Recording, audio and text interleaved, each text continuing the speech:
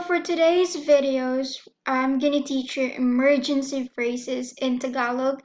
This will help you in the future. Let's get right to it. First one is help, tulong, tulong. Can you help me?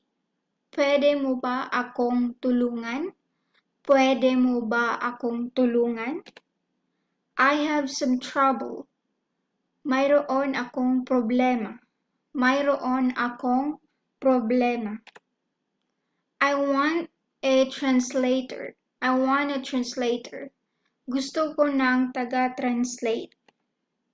Fire. Sunog. Sunog. Please come as soon as possible.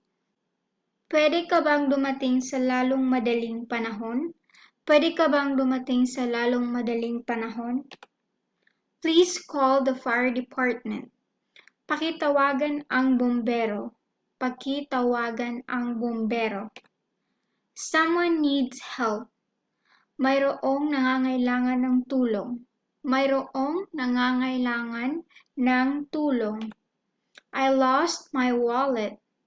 Naiwala ko ang wallet ko. Naiwala ko ang wallet ko. I don't have money. Wala akong pera. Wala akong pera. Thief. My bag got stolen. My bag got stolen. Nanakaw ang bag ko. Nanakaw ang bag ko. I want to go to the police office.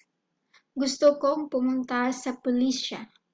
Gusto kong pumunta sa pulisya. I lost my passport. Naiwala ko ang pasaporte ko. Naiwala ko ang pasaporte ko. I want to go to the embassy. Gusto kong pumunta sa embahada. Gusto kong pumunta sa embahada. I lost my phone. Naiwala ko ang aking telepono. Naiwala ko ang aking telepono. I lost my key. Naiwala ko ang aking susi. Naiwala ko ang aking susi.